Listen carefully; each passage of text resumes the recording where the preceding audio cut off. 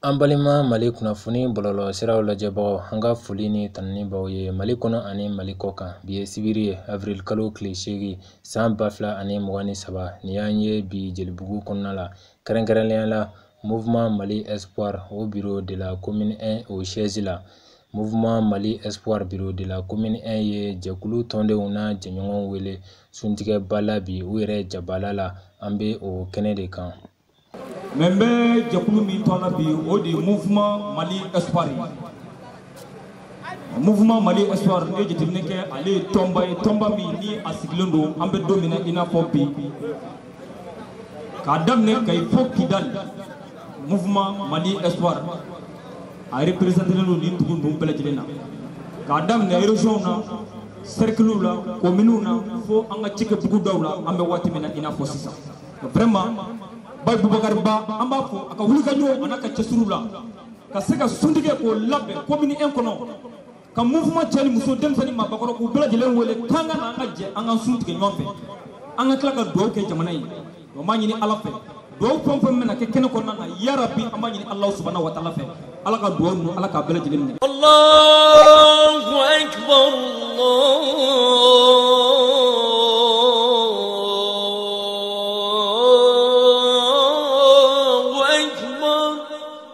أشهد أن لا إله إلا الله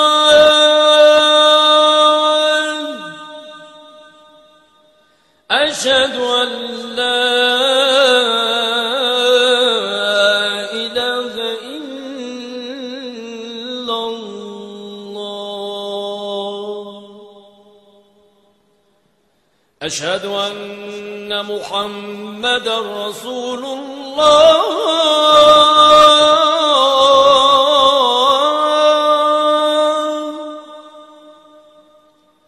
أشهد أن محمدا رسول الله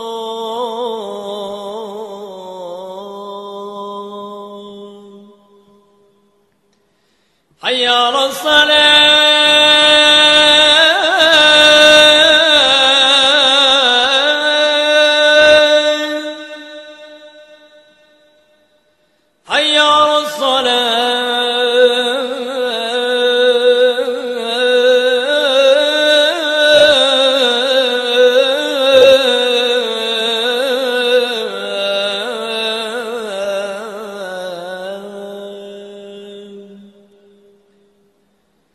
حي على الفلاح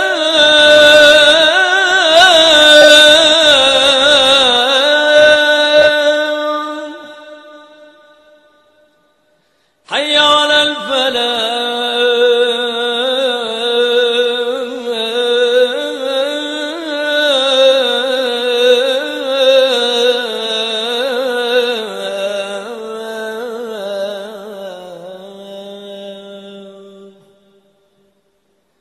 الله أكبر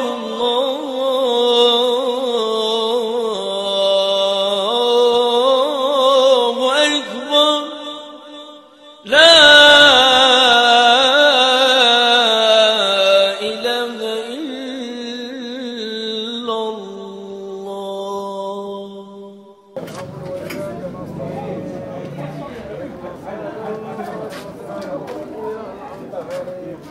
غير المغضوب عليهم ولا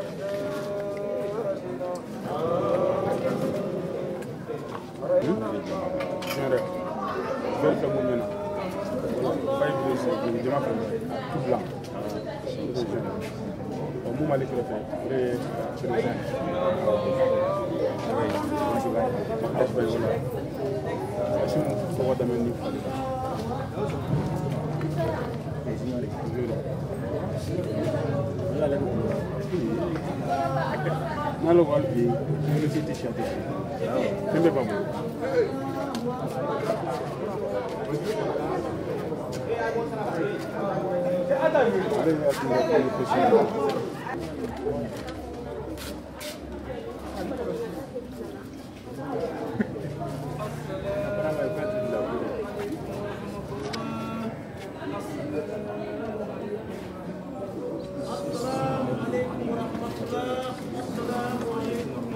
Sunkalo ye lahɔrɔma kalo ye, sunkalo ye hinɛ kalo ye, sunkalo ye faraɲɔgɔnkan kalo ye. O de hukumu kɔnɔna na furancɛla fanga dɛmɛni jɛkulu min bɛ wele Mouvement Mali Espoir, o bureau national bolofara min bɛ Bamako sigida fɔlɔ la, n'o ye bureau de la commune 1 ye. O ɲɛmɔgɔ ye jɛkulu tɔndenw n'a jɛɲɔgɔnw wele suntigɛ lajɛ la min kɛnɛ sigira sibiridon avril kalo tile 8 san 2023 o yɛrɛ jabala la Jelibugu la.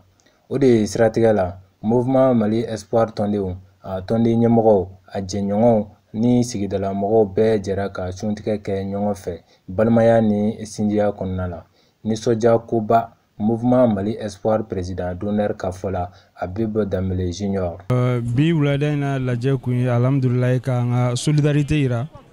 Mouvement Mali Espoir y'a ka solidarité yira, surtout Mouvement Mali Espoir commune 1. U y'u ka solidarité yira ka mɔgɔw wele pour que an bɛɛ kana jɛ ka sun tigɛ ɲɔgɔn fɛ. An b'a dɔn an bɛ kalo min na solidarité kalo don, bato kalo don, duwawudon kalo don. C'est pour que ka bɛɛ wele ka na an ka jɛ ka sun tigɛ ɲɔgɔn fɛ, an ka hakiliw fara ɲɔgɔn kan, an ka hakiliw kɛ kelen pour que ka duwawu kɛ jamana ye, ka duwawu k'an yɛrɛ ye kun ye. Bon an bɛ an ka mouvement daminɛ na an ko k'an bɛ furancɛla fanga kɔtɔrɔ ma bon. Mais an bɛ yɔrɔ min na sisan furancɛla fanga ko tɛ bilen, Mali ko de don. An bɛ yɔrɔ min na sisan mouvement ka fɛn mun ye ka Mali de soutenir, an bɛ ka Mali de kɔkɔrɔma don. O kɔfɛ an ye activité caman kɛ, an ka lancement kɔfɛ commune 1 siège dayɛlɛni kɔfɛ an taara Welesebugu, an taara Yanfulila, an taara lancement kɛ Gawo. An bɛ ka envisager ka région wɛrɛ kɛ inchallah sunkalo kɔfɛ, ka région wɛrɛw kɛ pour que ka taa an ka lancement kɛ, ka mouvement installer. Et puis an bɛ yɔrɔ min na sisan an kun dalen don référendum kan. An kun dalen don référendum kan ka constitution ɲɛfɔ mɔgɔw ye, ka mɔgɔw inciter u ka t'u ka carte biométrique ta pour que u ka se ka voter constitution ko in na, u ka se ka oui voter. Mais pour que i ka oui fɛnɛ voter, il faut que i k'a dɔn mun bɛ constitution kɔnɔ. An bɛna mission wuli inchallah ka taa constitution yɛrɛ ɲɛfɔ bɛɛ ye. N'an sera ka malien fɛn fɛn lasɔrɔ an bɛ constitution ɲɛfɔ ɲɛna mun b'a kɔnɔ k'o ɲɛfɔ pour que mɔgɔw k'a faamuya, mɔgɔw ka se ka choix kɛ. Bon an bɛ yɔrɔ min na bi an ka hakili tɛ parti politique la fɔlɔ. A bɛ se ka kɛ a bɛ se ka na kɔfɛ mais an hakililata ye mun ye bi an hakili tɛ parti politique la fɔlɔ, an bɛ fɛ ka to mouvement ko de la fɔlɔ pour que an ka se k'an ka activités kɛ. Mais tagalen ɲɛfɛ kow bɛ se ka don a la, an bɛ se ka kɛ parti politique ye mais an bɛ yɔrɔ min na bi parti politique ko t'an kun na fɔlɔ.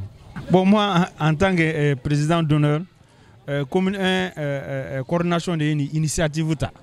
pour que ka suntigɛ organiser. Ni commune wɛrɛ coordination initiative ta k'an wele inchallah an bɛ taa yen. Bureau national yɛrɛ an bɛ n'olu fɛnɛ inciter pour que olu fɛnɛ ka se ka bɛɛ wele. Ni mun sera k'a kɛ yanni sunkalo ka ban an bɛ taa yen inchallah. A ko labɛnbaw bolo lajɛ in kun ye ka tɔndenw fara ɲɔgɔn kan walasa ka sun tigɛ ɲɔgɔn fɛ ani ka hakili falen kɛ jɛkulu yɛrɛ taabolo kan ani ka duwawudon kɛ jamana ye. Baye Bouakar. Bon ni sun tigɛ hakilina min ye an bila la parce que an bɛ jɛ de la ni o jɛkulu tɔgɔ Mouvement Mali Espoir. Bon n'aw bɛ jɛ la wagati o wagati ni événement dɔ nana an bɛ se ka fara ɲɔgɔn kan cogo min ka sun tigɛ ɲɔgɔn fɛ ni lajɛ in bɛnna ni sun tigɛ kɔnɔna ta ye an y'an ka tɔndenw wele k'a daminɛ président d'honneur la, président national, bureau national, commune bɛɛ an ye bɛɛ invité bɛɛ ka na an ka sigi an ka jɛ ka sun tigɛ ɲɔgɔn fɛ ka hakilina falen kɛ an ka jamana taabolo ni an ka mouvement taabolo la ni ka duwawu kɛ jamana ye. Sun tigɛ in organiser la o hukumu de kɔnɔna la. Bon activité kɔni a tɛ ban, ni activité daminɛlen de ye. Wagati bɛɛ n'a activité don, ni wagati min ta sera an bɛ o labɛn ka aw wele. Abdoulaye Kebe ye Mouvement Mali Espoir bureau national président actif ye. Ale ye commune 1 bureau fo kosɛbɛ a ka nin hakilila ɲuman in na. Vraiment an bɛ bɛɛ lajɛlen fo. Mɔgɔ y'a sen bɔ a kɔnɔ kɔrɔ ka se suntigɛ in kɛnɛ kan. An ka foli bɛ bɛɛ lajɛlen ye. Minnu ye suntigɛ in organiser an ka foli b'u bɛɛ lajɛlen ka sababu kɛ hakilinaw de don. Nin ye ŋaniya yira de ye k'a yira k'a fɔ bɛn bɛ Mouvement Mali Espoir kɔnɔ. Parce que mɔgɔ n'i y'a ye k'a fɔ ko aw bɛ ka suntigɛ organiser aw ni aw lajɛrɛbagaw aw kana se ka na dumuni kɛ ka Ala bato sira k'o ta ni ɲɔgɔn ye, ce qui veut dire que bɛn de bɛna n'o ye. Ni bɛn tɛ mouvement kɔnɔna na a tɛ se ka kɛ.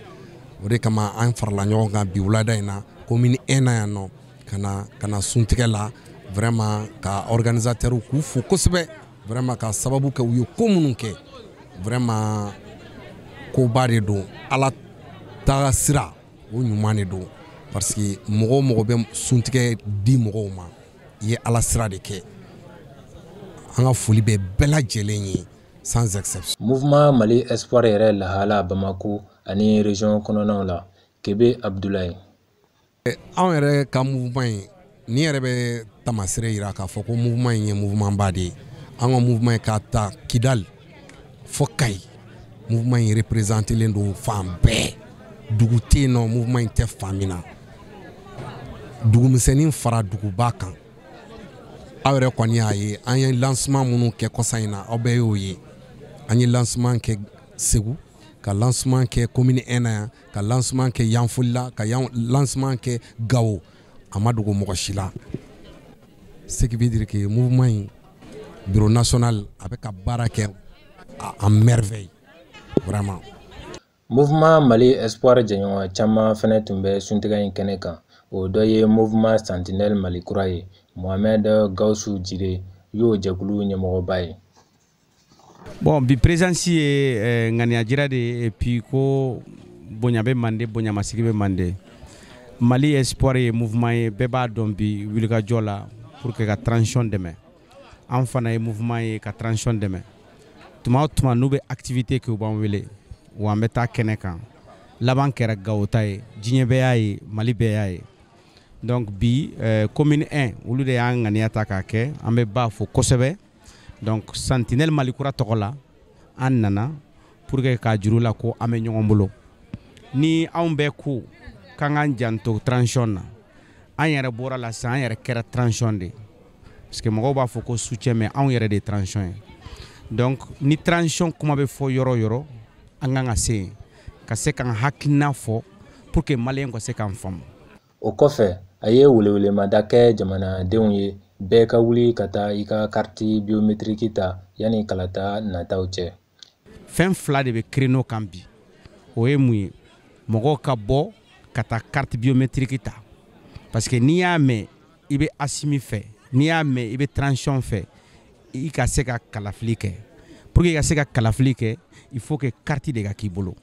donc an ka baara ye bi ka don Mali fan bɛɛ ani Mali kɔ kan k'a ɲɛfɔ mɔgɔw ye pour que u ka se k'u ka carte ta fu c'est une première au Mali carte ka d'i ma fu pour 5 ans mɔgɔw ka taa carte ta filanan ye mun ye sariya sunba kan ka changer ni sariya sunba mun bɛ kan ka changer c'est pas que u bɛ ka diyagoya mɔgɔw kan ou bien Assimi de y'a ta ka bureau kɔnɔ ou bien gouvernement de y'a ta non maliyɛnw de wulila maliyɛnw de ko k'olu bɛ Mali kura nɔfɛ Mali président kumana o don ko Mali kura o bɛ ka mun fɔ ni Ala sɔnna a bɛ kɛ mais a ka wolosɛbɛn o de ye constitution kura in ye donc depuis 3 mois an bɛ ka taa Gawo Kidal Tombouctou Gourmara fan bɛɛ k'a ɲɛfɔ mɔgɔw ye mun de bɛ sariya sunba nin kɔnɔ munna an ko kura an m'a fɔ révision an m'a fɔ révision an ko kura de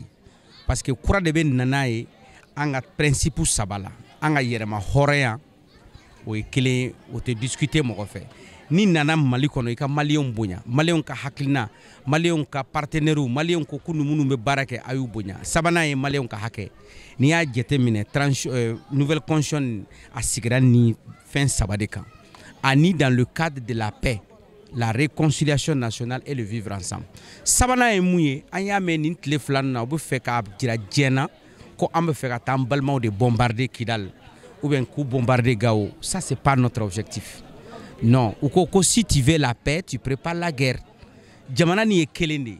Kidal kaw gouverneur de bɛ yen Kidal maliyɛnw de bɛ yen Kidal bɛ Mali de kɔnɔ ni Mali wulila ka taa Kidal filɛ problème ma kan kɛ o tɛ provocation ye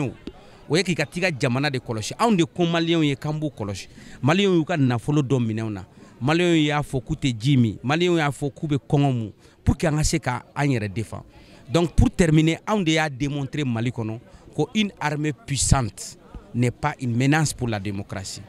une armée puissante o de b'a kɛ jamanadenw bɛ kɛ jamana dirigeant fɛ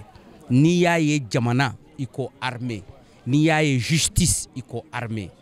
donc ça veut dire pour que maliyɛnw yɛrɛ ka se ka kɔlɔsi u ka sɔn u k'a dɔn k'a fɔ k'u kɔlɔsi fo armée de ka wuli k'i jɔ ba armée b'o baara de la ba armée ye jɔn de ye anw de don ni maa o maa y'a fɔ ye ko sɔrɔdasi ma kan ka hakilina di mɔgɔ ma ka jamana bɔ nɔgɔ la o de ye Mali ennemi ye parce que sɔrɔdasi ye maliyɛn de ye sɔrɔdasi ye homme politique de ye parce que sɔrɔdasi officier supérieur a bɛ politique de kɛla a bɛ géostratégie de kalan donc n'i ko ko to kuma dɔn ça veut dire que e yɛrɛ ma politique faamu politique ye fɛɛrɛ de donc bi an nan'o de f'aw ye pour que vraiment an ye seli mun kɛ an ka seliw la an ka duwawu kɛ anw yɛrɛ ye an ka duwawu kɛ jamana ye pour que ka bɔ kuma na président Assimi ko aw bɛ baara o baara la aw tɛ k'a kɛ ale tɔgɔ la dɛ a y'a kɛ aw yɛrɛ tɔgɔ la a y'a kɛ jamana tɔgɔ la. Voilà, ne kun bɛ fɛ k'o de fɔ au nom du mouvement Sentinelle Mali Kura, partenaire stratégique du mouvement Mali Espoir. Association Amo Mali fɛnɛ tun jɔyɔrɔ falen no kɛnɛ in kan kosɛbɛ a présidenti fɛ n'o ye Awa Konta ye. Ale bolo mouvement Mali Espoir ka nin hakilila in yɛrɛ de ye Mali danbe ye kabini lawale la. Ne nisɔndiyalen don sabula ni yɛrɛ de ye Mali ye. Mali dɔnnen tɛ ni juguya ye, Mali dɔnnen tɛ ni kɛlɛ ye, Mali dɔnnen tɛ ni janfa ye. Anw fɛ Mali la yan n'i y'a jateminɛ an caman bɛ bɔ an ka du fitininw na ka taa an ka dubaw la ka taa seli fitininw ni selibaw kɛ yen ka taa fara ɲɔgɔn kan ka hakilinaw falen falen du taabolo ɲuman taabolo siraw bɛ se ka sɔrɔ cogoya min na an caman bɛ to kuma lasigiw kɛ an ka duba la bi ni Mali Espoir ye malidenw wele k'an ka na fara ɲɔgɔn kan k'an bolo don minɛn kelen kɔnɔ ka se ka sun tigɛ cogoya min na ne bolo ye nisɔndiya ko ye u y'u ka kɛta kɛ ka fara o kan c'est vrai que anw bɛ Mamadu diinɛ la an balima chrétiens olu fɛnɛ ka paki ye sini ye donc koba fila bɛnnen ɲɔgɔn ma o ye nisɔndiya ko ye ne bɛ maliden bɛɛ fo u ka danaya la an ka jamana ɲɛmaa kan n'o ye son excellence colonel Assimi Goïta ye Assimi ka di malidenw ye maliden wuli bɛɛ bɛ ka dugawu kɛ Assimi ye halisa n b'a f'i ye k'u ka fara ɲɔgɔn kan i bɛ diinɛ o diinɛ la an ka dugawu kɛ an faso Maliba ye an ka dugawu kɛ son excellence colonel Assimi Goïta ye yaasa a bɛ ka fɛn o fɛn kɛ a bɛ ka kɛ Mali kanu de kama a bɛ ka kɛ malidenw de a tɛ ka k'a yɛrɛ ye a tɛ ka k'a ka du ye a tɛ ka k'a ka kabila ye a bɛ ka kɛ an faso Maliba de ye yaasa Mali ka se ka suma malidenw k'a dɔn k'a fɔ ko an y'a mɛn an m'an da ka sunɔgɔ ni y'a mɛn an bɛ taa baarayɔrɔ la an bɛ taa ekɔliw la an musow bɛ taa n'a san ka na tobili kɛ o b'a sɔrɔ an ka armée malienne de bɛ yen olu de bɛ k'an défend su ani tile donc an ka foli bɛ armée malienne bɛɛ lajɛlen k'a fɔ maliyɛnw ye ko an sigi o sigi an ka gɛrɛnw na an ka baarakɛyɔrɔ la an ka hakilina ɲumanw ta an ka ɲɔgɔn bilasira ŋunuŋunu kan ka na se kuma sɛbɛlamaw la c'est à dire mɔgɔ dɔw b'u sigi dɔrɔn ka ko dɔw imaginer u m'a mɛn u m'a ye ka se k'u sigi dɔrɔn k'o fɔ n'o ko suguw tora ka fanga sɔrɔ a dɔw la u bɛ se ka fiɲɛ don transition baara la n bɛ min fɔ maliden kelen kelen bɛɛ lajɛlen ye an ka jɛ ka fara ɲɔgɔn kan anw de bɛ fa la wa anw de bɛ ba la ni Mali ɲana an bɛɛ de ye ala k'an kisi n'a dun tiɲɛna fana a tiɲɛna an bɛɛ de ye wa ne dun b'a dɔn k'a fɔ Mali ye danbe jamana ye Mali ye kotɔɲɔgɔntala jamana ye Mali ye bɛn jamana ye wa n'an tɛ bi fɛnɛ na Mali tun tɛ kɛlɛ dɔn Mali bɛ taa jamana wɛrɛw la ka taa kɛlɛlafara kɛ nka nin wagati laban ninnu na alhamdulilayi rabil alamina a kow bɛ ka nɔgɔya dɔɔni dɔɔni an ka armée malienne bɛ k'a se bɛɛ lajɛlen kɛ n b'a fɔ malidenw ye en réalité anw de ye kelen ye anw de ye kelen ye bi anw de ye kelen ye sini wa mɔgɔ o mɔgɔ b'a fɛ fɛnɛ ka transition soutenir dalafɔli tɛ dusukun waleya k'u kana an ka jɛ ka baara kɛ ɲɔgɔn fɛ aw yɛrɛ ɲɛ b'a la an bɔra sanɔ Gawo ne yɛrɛ dabali banna ne sera Gawo ne ye min ye Gawo o bɛ somɔgɔ sama bɔ n bɛ Gawo ka bɛɛ lajɛlen fo ka maliden kelen kelen bɛɛ fo ka Gibu Danbele yɛrɛ fɛnɛ fo n'o ye junior ye a bɛ ka fɛn o fɛn kɛ fasoko la malidenw ɲɛ b'a la a bɛ ka fɛn o fɛn kɛ fasoko la ala ɲɛ b'a la halisa ala k'a ta fanga ala k'a di Sentinelle ɲɛma k'a fo n b'a fɛ ka min fɔ dɔrɔn n'aw ta ye Maliko ye i n'a fɔ dalafɔli tɛ dusukun waleya a ye na fara an kan yaasa an ka hakilinaw fara ɲɔgɔn parce que boloɲɔgɔnnin kelen kɛ man di ka bɛlɛ ta a dɔw la n'an fanga fara ɲɔgɔn kan laɲiniw ye fɛn minnu ye olu bɛ sabati ala ka barika don jamana la ala ka malidenw don da kelen fɛ k'u bɔ da kelen fɛ ala ka to an ka sɔn ɲɔgɔn ye an ka da ɲɔgɔn na an ka tugu ɲɔgɔn kɔ ni donna o gasi la aw bɛ hakɛ to Mouvement Mali Espoir secrétaire général bolo ala ye Assimi Goïta ci Mali ma walasa ka jamana bɔ ni gɛlɛya baden kɔnɔ Thierno Ndiaye an bɛ barika da ala bi an bɛ ala ka hɛrɛ kɛnɛ kan n'o ye le 4e pilier de l'islam n'o ye sun ye an ye an limanaw wele an ka mouvement ɲɛmɔgɔ mouvement Mali Espoir an ka président d'honneur an ka président national mouvement Sentinelle ani an ka maaw Mali ani Awa ani maaw ma jɛlen no bi transition in dɛmɛni na an y'olu de wele an ka na sun tigɛ ɲɔgɔn fɛ sun tigɛ ye mun ye ala ko ten ni ala ye se dɔ k'i ye i k'i limanaw wele a ka na sun tigɛ ɲɔgɔn fɛ baraji de don rapprochement de don tɔbɔtɔbɔ dɔ de don kanu dɔ de don ka ɲɛsin ɲɔgɔn ma mouvement Mali Espoir i n'a fɔ ɲɛ bɛ tamasiyɛn na cogo min anw ye jɛkulu ye minnu y'u sigi k'u miiri président Assimi Dembélé fasoden ɲuman in kɛlen ka fanga ta a bɛ ka waleya fɛn fɛn kɛ je crois que kɔnɔdimi tɛ ɲɛdimi de don a bɛ ka acte fɛn fɛn posé anw b'anw yɛrɛ sɔrɔ o kɔnɔ mouvement Mali Espoir n'i bɛ ni cɛ ni muso fɛn fɛn na yan nɔ u bɛɛ b'u yɛrɛ sɔrɔ o de kɔnɔ o de y'a to an ko an k'a dɛmɛ delili tɛ mais a bɛ ka waleya minnu kɛ an k'a ladege an n'an ka coordination président ɲuman an n'an ka président d'honneur Agibou Dembélé Junior an n'an ka président national Kebe Abdoulaye ni maa ma filɛ yan nɔ u bɛ ka transition de dɛmɛ Assimi bɛ ka mun kɛ a bɛ ka kɛ malidenw de ye a tɛ ka k'a yɛrɛ ye mɔgɔ min ko k'ale pɛrɛlen don k'a nin di maliko la donc an kan k'o dɛmɛ a ye ko mun kɛ i n'a fɔ maa caman bɛ ka fɔ cogo min Assimi c'est comme une miséricorde là pour le Mali mɔgɔ cilen de don Mali ma bi walasa ka Mali bɔ ni gɛlɛya baden kɔnɔ depuis Moussa temps démocratie surtout n'o nana Mali lomo lama ka an ni tɔɔrɔ maa cilen don an ma bi walasa k'an bɔ ni gɛlɛya in kɔnɔ donc an mun ka mouvement an farala ɲɔgɔn kan o hakilina kelen de la an bɛ doctrine dɔ de développer an bɛ n'o de don maliyɛnw kun la n'an k'o ma assimisme.